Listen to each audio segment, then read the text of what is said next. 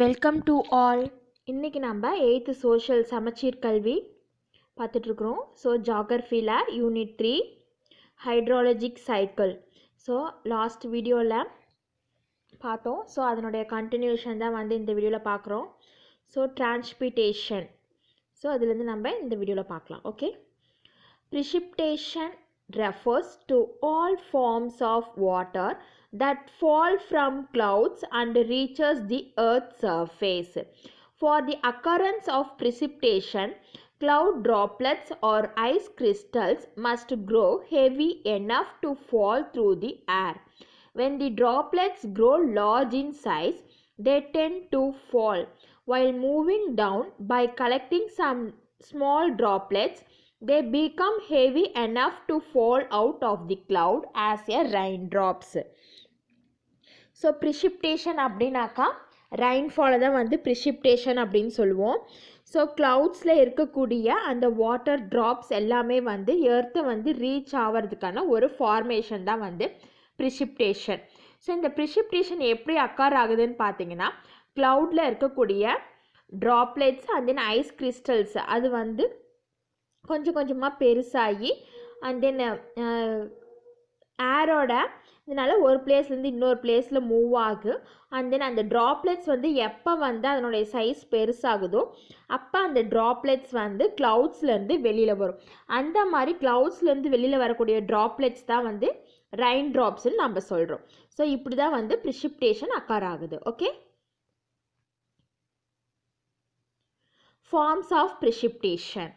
So ப்ரிசிப்டேஷன்லேயே different forms வந்து இருக்குது. The form of precipitation in a region depends on the kind of weather or the climate of the region. The precipitation in the warmer parts of the world is always in the form of rain or drizzle. In colder regions, precipitation may fall as snow or ice. Some types of precipitation are rain, sleet, freezing rain, hail and snow. So precipitation rainfall வந்து occur ஆகுது. So எல்லா இடத்துலையுமே வந்து rain ட்ராப்ஸாக தான் வருதா கிடையாது. So அது நம்ம இருக்கக்கூடிய பிளேஸ் அண்ட் தென் நம்ம எந்த கிளைமேட்டை டிபெண்ட் பண்ணி இருக்கிறோம், நம்மளுடைய வெதர் கண்டிஷன் எப்படி இருக்குது அதை பேஸ் பண்ணி ரெயின் ட்ராப்ஸ் அந்த precipitation-ஓட ஃபார்ம்ஸ் வந்து டிஃபராக இருக்கும். ஸோ இப்போ நம்ம வார்மர், ஸோ வார்ம் அப்னா கதகதப்பாக அல்லது வெயிலான பாட்டில் நம்ம லிவ் பண்ணுறோம் அப்படின்னாக்கா நமக்கு வரக்கூடிய precipitation எப்படி இருக்குன்னு பார்த்தீங்கன்னா, ஒன்று ரெயினாக இருக்கும், ட்ரிசில்னாக்கா சாரலாக இருக்கும். கோல்டு ரீஜன்ஸ் ரொம்ப பனி பெய்கிற கோல்டான இருக்கக்கூடிய பிளேஸ்லாம் வந்து இந்த precipitation வந்து ஸ்னோவாக இருக்கும், அப்படி இல்லைனா ஐஸாக இருக்கும். So common types of precipitations என்னென்னு பார்த்தீங்கன்னா rain, sleet, freezing rain, hail and snow. இதெல்லாம் வந்து common types of precipitation. First ரெயின்னா உங்கள் எல்லாத்துக்கும் தெரியும் மழை. ஸோ இந்த மழை வந்து எப்படியெல்லாம் இருக்குது, ஸோ எப்படி அக்கார் ஆகுது. The most common kind of precipitation is rain. The precipitation in the form of rain droplets is called rain.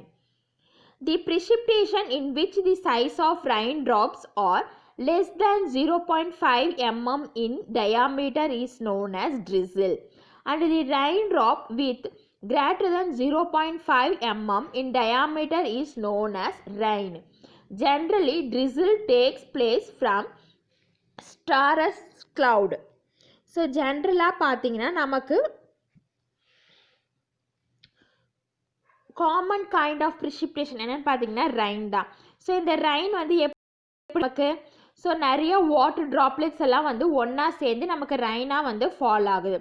So இந்த precipitation வந்து லெஸ் தென் 0.5 மில்லிமீட்டர் டயாமீட்டரில் இருந்துச்சுன்னா அதை வந்து ட்ரிசில் சாரல் மலைன்னு நம்ம சொல்கிறோம். ஸோ அந்த ட்ராப்பே வந்து கிரேட்டர் தென் 0.5 மில்லிமீட்டராக இருந்துச்சுன்னா அதை வந்து நம்ம ரெயின்னு சொல்கிறோம். ஸோ இந்த சாரல் மலை வந்து எப்படி அக்கார் ஆகுதுன்னு பார்த்தீங்கன்னா, தூறல் மேகம் அப்படின்னு சொல்லுவோம். ஸோ ஸ்ட்ராட்டஸ் கிளவுட்ஸ், ஸோ அந்த கிளவுட்ஸ்லேருந்து நமக்கு இந்த சாரல் மலை வந்து அக்கார் ஆகுது. Okay. And then next slit அப்படின்னாக்கா கல்மலை அப்படின்னு சொல்லுவாங்க. ஓகேவா. தி precipitation which takes place in the form of mixture of water droplets and tiny particles of ice that is 5 millimeter in diameter is known as sleet. Sometimes raindrops fall through a layer of air below 0 degrees Celsius, the freezing point of water. As they fall, the raindrops freeze into solid particles of ice. So the mixture of water droplets and ice particles would fall on the earth's surface. So அடுத்த formation of precipitation என்னன்னு பார்த்தீங்கன்னா slit அப்படின்னாக்கா கல்மலை அப்படின்னு பார்த்தோம். So இது வந்து எப்படி form ஆகுதுன்னு பார்த்தீங்கன்னா வாட்டர் ட்ராப்லெட்ஸும் அண்ட் தென் ரொம்ப சின்ன சின்ன ஐஸ் பார்ட்டிகல்ஸ். ஸோ அந்த ஐஸ் பார்ட்டிகளோட டயாமீட்டர் எவ்வளோ இருக்குன்னு பார்த்தீங்கன்னா 5 millimeter. இது ரெண்டும் ஒன்றா சேர்ந்து தான் நமக்கு வந்து ஸ்லீட் வந்து ஃபார்ம் ஆகுது. ஸோ இந்த ட்ரைன் ட்ராப்ஸ் வந்து ஏர் மூலிமா தான் ஃபால் ஆகுது. அப்போ வந்து அதனுடைய இது வந்து 0 degree Celsius. ஸோ அதான் வந்து வாட்டரோடைய ஃப்ரீசிங் பாயிண்டில் தான் வந்து அந்த ட்ராப் அந்த ஐஸ் பார்ட்டிகல்ஸ் வந்து நமக்கு ஃபால் ஆகுது. ஸோ அந்த மாதிரி ஃபால் ஆகக்கூடிய ரெயின் ட்ராப்ஸ் வந்து ஃப்ரீஸ் ஆகிடும். எப்போ அப்படின்னு பார்த்தீங்கன்னா சாலிட் பார்ட்டிகல்ஸ் ஆஃப் ஐஸை படும்போது. ஸோ இந்த மிக்சர் ஆஃப் வாட்டர் ட்ராப்லெட்ஸும் ஐஸ் பார்ட்டிகல்ஸும் எர்த்து சர்ஃபேஸில் விழுகும்போது அது ஸ்லீட்டாக கல்மலையாக வந்து விழுகும். அண்ட் தென் ஃப்ரீசிங் ரெயின் அப்படின்னாக்கா உறைபனி மலை அப்படின்னு சொல்லுவாங்க. Sometimes rain drops falling through gold air near the ground do not freeze in the air. Instead, the raindrop freeze when they touch a cold surface. This is called freezing rain. And the drops of water are usually greater than 0.5 millimeter in diameter. So இந்த freezing rain அப்படின்னாக்கா as usual ஒரு rain drop தான். இந்த rain drop வந்து ரொம்ப கோல்டான ஏர் மூலிமா spread ஆகுது. இது வந்து எர்த்து வந்து ரீச் ஆகும்போது ஃப்ரீஸ் ஆகிறது கிடையாது. அதுக்கு பதிலாக எர்த்தில் கோல்டு சர்ஃபேஸை வந்து டச் பண்ணுறப்ப தான் வந்து இது ஃப்ரீஸ் ஆகும். ஸோ இதனுடைய டயாமீட்டர் வந்து யூஸ்வலாக 0.5 millimeter இருக்கும். ஓகே. அண்ட் தென் ஹெயில் அப்படின்னாக்கா ஆலங்கட்டி மலை அப்படின்னு சொல்லுவோம். ஸோ இது வந்து எல்லாத்துக்குமே தெரிஞ்சிருக்கும். தி precipitation which consists of round pellets of ice which are larger than 5 millimeter in diameter is called hail or hailstones. Hail forms only in the cumulus clouds during thunderstorms. A hailstone starts as an ice pellet inside a cold region of a cloud. Strong updrafts in the cloud carry the hailstone up and down through the cold region many times. So hailstones அப்படின்னாக்கா ஆலங்கட்டி மலை. So இது வந்து கார்த்திரல் மேகங்கள் அப்படின்னு ஒரு மேகம் சொல்லுவோம். அந்த க்ளவுட்ஸ்லேருந்து ஃபார்ம் ஆகக்கூடிய இந்த ஹெல்ஸ்டோன்ஸு. ஸோ இது வந்து யூஸ்வலாக இதனுடைய டயாமீட்டர் வந்து 5 millimeterக்கும் அதிகமாக தான் இருக்கும். ஸோ இது வந்து மோஸ்ட்லி கோல்ட் ரீஜியனில் தான் வந்து இந்த க்ளவுட் இருக்கும். ஸோ இந்த க்ளவுட் வந்து இந்த ஹெயில்ஸ் வந்து ஃபால் ஆகும்போது கண்டிப்பாக வந்து தண்டர் ஸ்ட்ராம்ஸ்லாம் வந்து கண்டிப்பாக இருக்கும், இடி கண்டிப்பாக இருக்கும். ஸோ இந்த க்ளவுடை வந்து கேரி பண்ணுற இந்த ஹெல்ஸ்டோன்ஸை கேரி பண்ணுற க்ளவுட்ஸ் வந்து மேலேயும் கீழேயும் மாறி மாறி போயிட்டே இருக்கும். ஏன்னா அது கோல்ட் ரீஜியனில் இருக்குது. ஸோ அதனால அதனுடைய மூமெண்ட்ஸும் வந்து வேரி ஆகிக்கிட்டே இருக்கும். அடுத்தது snow. Often water vapor in a cold cloud is converted directly into snow pieces due to lowering of temperature. It appears like a powdery mass of ice. The precipitation in the form of powdery mass of ice is known as snowfall. It is common in the polar and high mountainous region. So snow அப்படின்னாக்கா க்ளவுட்லேயே வந்து water vapours, so க்ளவுடில் இருக்கக்கூடிய water vapours வந்து டைரெக்டாக snow பீசஸாக convert ஆகுது. எதனால அப்படின்னு பார்த்தீங்கன்னா ரொம்ப லோ டெம்பரேச்சர்னால. ஸோ இது வந்து எப்படி இருக்குன்னு பார்த்தீங்கன்னா ஐஸை வந்து பவுட்ரு பண்ணி வச்சா எப்படி இருக்கும் அந்த மாதிரி இருக்கும். ஸோ இந்த பவுட்ரி மாஸ் ஆஃப் ஐஸ் தான் என்னன்னு சொல்கிறோம், ஸ்னோஃபால்னு சொல்கிறோம். இது காமனாக எங்கே இருக்குன்னு பார்த்தீங்கன்னா போலார் ரீஜியன்ஸ்லேயும் அதே மவுண்டன் ரீஜியன்ஸ்லேயும் இருக்கும். ஸோ இங்கே பாருங்கள் ரெயின், இது வந்து ஸ்லீட்டு, அண்ட் தென் ஃப்ரீசிங் ரெயின் வந்து இப்படி தான் இருக்கும், அண்ட் தென் ஹெயில் ஆலங்கட்டி மலை, அண்ட் தென் ஸ்னோ. இதான் வந்து டிஃப்ரெண்ட் ஃபார்ம்ஸ் ஆஃப் ப்ரிசிப்டேஷன். அடுத்தது இன்ஃபில்ட்ரேஷன். ஸோ இன்ஃபில்ட்ரேஷன் என்ன, தண்ணி வந்து உள்ளே போகிறது. Water entering the soil at the surface of the ground is termed as infiltration. Infiltration allows the soil temporarily to store water, making it available for plants use and organisms in the soil. Infiltration is an important process where rainwater soaks into the ground through the soil and underlying rock layers. Some of this water ultimately returns to the surface through spring or low spots down skills. Some of the water remains underground and is called groundwater. The rate of infiltration is influenced by the physical characteristics of the soil, vegetative cover, moisture content of the soil, soil temperature, and rainfall intensity. The terms infiltration and percolation are often used interchangeably. So infiltration அப்படின்னாக்கா water வந்து soil சர்ஃபேஸ்க்குள்ளே என்ட்ராகிற ஒரு process தான் அது infiltration சொல்கிறாங்க. இந்த infiltration அப்படிங்கிறது soil வந்து டெம்பரவரியாக அந்த வாட்டரை வந்து ஸ்டோர் பண்ணி வச்சுக்கும். அந்த டெம்பரவரியாக ஸ்டோர் பண்ணியிருக்கிற வச்சுருக்கிற வாட்டர் வந்து பிளான்ட்ஸும் அந்த சாயிலில் இருக்கக்கூடிய சின்ன சின்ன இன்செக்ட்டுக்கும் அந்த வாட்டர் வந்து ரொம்பவே ஹெல்ப்ஃபுல்லாக இருக்கும். ஸோ இந்த இன்ஃபில்ட்ரேஷன் ப்ராசஸ் வந்து எப்படி இருக்குன்னு பார்த்தீங்கன்னா, ரெயின் வாட்டர் வந்து நிலத்தடியில் புகுந்து அது சாயில் உள்ள ஊடுருவி அதுக்கப்புறம் ராக் லேயர்ஸை வந்து அப்டைன் பண்ணும். சில சமயம் வந்து இந்த வாட்டர் ட்ராப்ஸ், இந்த ரெயின்ஃபால் வந்து என்ன ஆகும்னு பார்த்தீங்கன்னா, ஸ்ப்ரிங்ஸ், ரொம்ப குளிர்ச்சியான பிளேசஸ், ஓடைகள், இந்த மாதிரி இடத்துல மூவ் ஆக ஆரம்பிக்கும். இன்னும் சில வாட்டர்ஸ்லாம் பார்த்தீங்கன்னா ரொம்ப ஊடுருவி கிரவுண்ட் வாட்டர் லெவலில் வந்து ரீச் ஆகி அங்கே கிரவுண்ட் வாட்டர் லெவலை வந்து இன்க்ரீஸ் பண்ணுறதுக்கே ஹெல்ப் பண்ணும். ஸோ இது வந்து எதை பேஸ் பண்ணி இருக்குதுன்னு பார்த்தீங்கன்னா, சாயிலோட ஃபிசிக்கல் கேரக்டரிஸ்டிக்ஸை பேஸ் பண்ணி தான். ஸோ அது மேலே இருக்கக்கூடிய க்ராப்ஸு, அண்ட் தென் சாயிலுடைய மாய்ஸ்சர் கண்டென்ட் எந்த அளவுக்கு இருக்கும், அண்ட் தென் சாயிலோட டெம்பரேச்சரு அது வந்து எந்த அளவுக்கு இருக்குது, அதை பேஸ் பண்ணி தான் அந்த சாயில் வந்து எந்த அளவுக்கு இன்ஃபில்ட்ரேஷன் ஆகுதுன்னு சொல்ல முடியும். ஸோ இந்த மாதிரி வாட்டர் வந்து உள்ள மண்ணுக்குள்ளே பூகிறதும் அண்ட் தென் மண்ணுக்குள்ளே போன வாட்டர் வந்து லீக் ஆகிறதும் ஒன்னோடு ஒன்று கனெக்ட் இருக்கக்கூடிய ஒரு ப்ராசஸ். இதில் பாருங்கள், உங்களுக்கு கிளியராக தெரியும். ஸோ ப்ரிசிப்டேஷன் ஆகுது.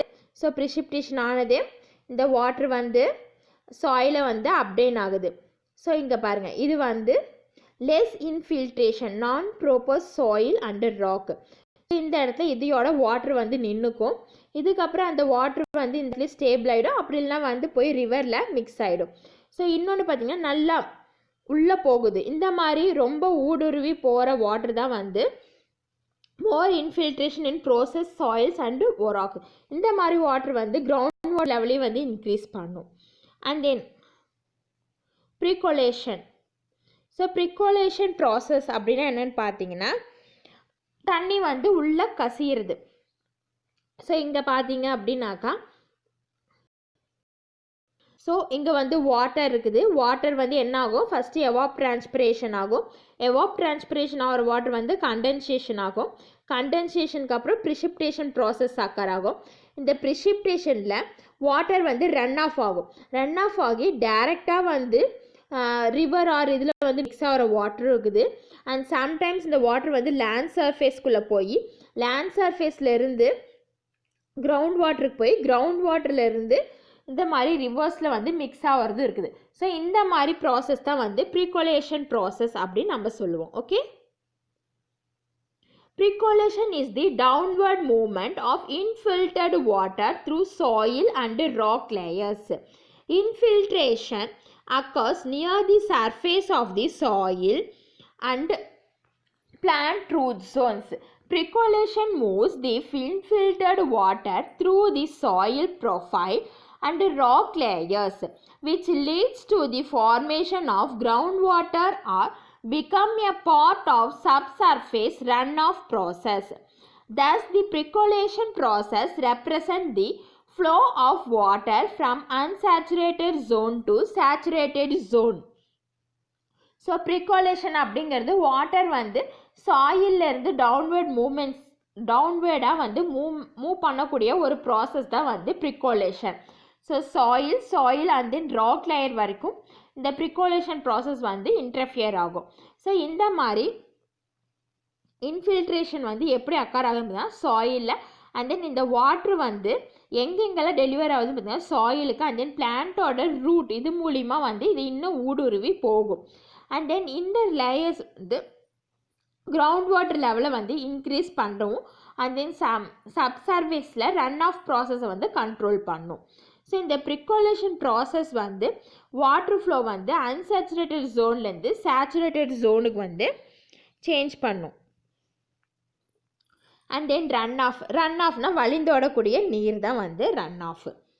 Runoff is the water that is pulled by gravity across land surface.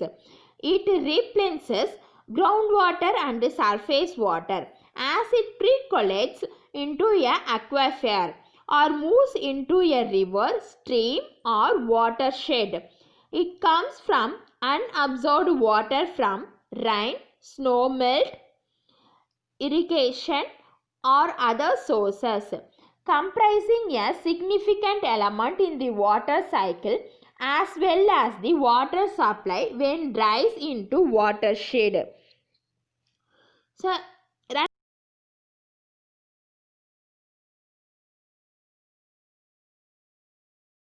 வந்து கிராவிட்டி மூலிமா கீழ் நோக்கி ஓடுறதா வந்து ரன் ஆஃப்னு சொல்கிறோம்.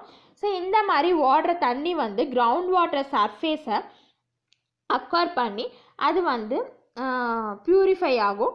அண்ட் தென் அது வந்து அது மூலிமா அண்ட் தென் கண்டினியூஸாக ரன் ஆஃப் ஆகிட்டு இருக்க வாட்டர் வந்து river, stream and then water ஷீட்ஸில் போய் ஸ்டோர் ஆகும்.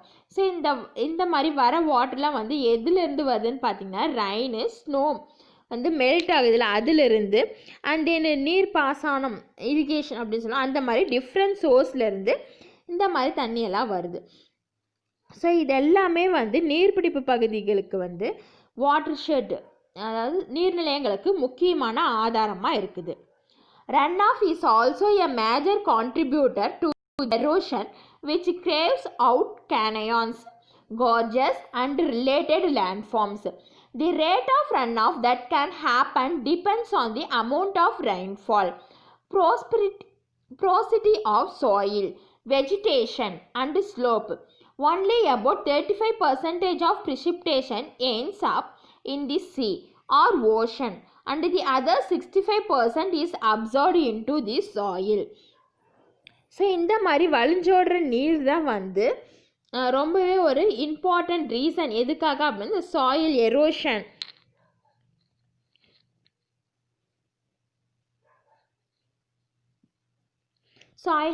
இந்த மாதிரி ஒரு லேண்ட்ஃபார்ம்ஸ்லாம் வந்து க்ரியேட் பண்ணுறதுக்கு இது வந்து ஒரு முக்கியமான ரீசனாக இருக்குது. ஸோ இந்த ரன் ஆஃப் ரேட் வந்து எப்படி இருக்குன்னு பார்த்தீங்கன்னா எந்த அளவுக்கு மழை பெய்யுது அண்ட் தென் சாயில் வந்து எந்த அளவுக்கு அந்த தண்ணியை அப்சர்வ் பண்ணிக்கிறது அண்ட் தென் அதனுடைய ஸ்லோப் ரீஜன் இதெல்லாம் பேஸ் பண்ணி தான் ரன் ஆஃப் இருக்கும். ஸோ நமக்கு பெய்யக்கூடிய மழையில் 35% வந்து எங்கே போய் மிக்ஸ் ஆகுதுன்னு பார்த்தீங்கன்னா சி அண்டு ஓசனில் தான் போய் மிக்ஸ் ஆகுது. மீதி இருக்க 65% ஆஃப் ரெயின் வாட்டர் மட்டும்தான் நம்மளுடைய சாயில் வந்து அப்சர்வ் ஆகுது. ஸோ இந்த பிக்சரில் பாருங்கள் உங்களுக்கு ரன் ஆஃப் ப்ராசஸ் வந்து எப்படின்னு போட்டிருக்கிறாங்க. ஸோ ரெயின்ஃபால் வந்து அக்கர் ஆகுது, இங்கே வாட்டர் வந்து சர்ஃபேஸில் வந்து ரன் ஆஃப் ஆகுது. ஸோ சர்ஃபேஸில் ரன் ஆகிறது அப்படியே போய் வாட்டர் பாடிஸில் மிக்ஸ் ஆகும்.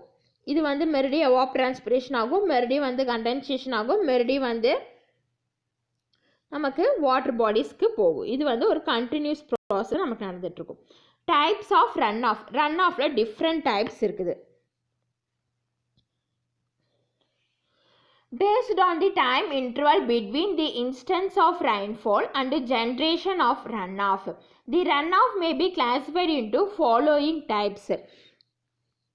ஸோ runoff வந்து நீர் வழிஞ்சோடுறதும் அதனுடைய அது வழிஞ்சோடுற தன்மையும் பொறுத்து அதை வந்து கிளாஸிஃபை பண்ணியிருக்கிறாங்க. மொத்தமாக 3 டைப்ஸ் இருக்குது. Surface runoff, subsurface runoff and then base flow. இந்த 3 டைப்ஸுமே வந்து runoff. It is the portion of rainfall which enters the stream immediately after the rainfall. It occurs when the rainfall is longer, heavier and exceeds the rate of infiltration. In this condition, the excess water makes a head over the ground surface, which tends to move from one place to another following land gradient and is known as overland flow. When the overland flow joins the stream channels or ocean, it is termed as a surface runoff or surface flow. So மழை வந்து பேஞ்சதுமே டைரெக்டாக அந்த தண்ணி வந்து ஸ்ட்ரீம்லேயோ இல்லை river சர்ஃபேஸ்லேயோ வந்து mix ஆகிறது தான் வந்து இந்த சர்ஃபேஸ் ரன் ஆஃப் அப்படின்றோம். இது வந்து ரொம்ப உள்ள இன்ஃபில்ட்ரேஷன் ஆகிறது வந்து அதிகமாக வந்து இந்த இடத்துல வந்து நடக்கும். அண்ட் தென் இது வந்து ரொம்ப எப்போ அதிகமாக வந்து மழை பெய்யுதோ அந்த மாதிரி சமயத்தில் இந்த ப்ராசஸ் வந்து அதிகமாக இருக்கும்.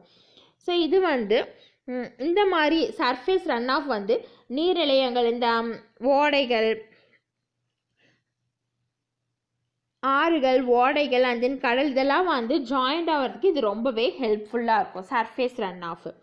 And then subsurface runoff. Subsurface ரன் ஆஃப்னா அடிப்பரப்பு நீர் வழிந்தோட்டம் அப்படின்னு சொல்லுவாங்க. The water that has entered the subsoil and moves laterally without joining the water table to the streams, rivers or ocean is known as subsurface runoff. The subsurface runoff is usually referred as interflow. So subsurface runoff அப்படிங்கிறது சாயிலோட அடுத்த லேயரில் வந்து இது வந்து போகும். நிலத்தடி நீர்லேயும் கலக்காது, at the same time மேலேயும் வந்து கலக்காது. ஸோ இது நகர்ந்து போகும்போது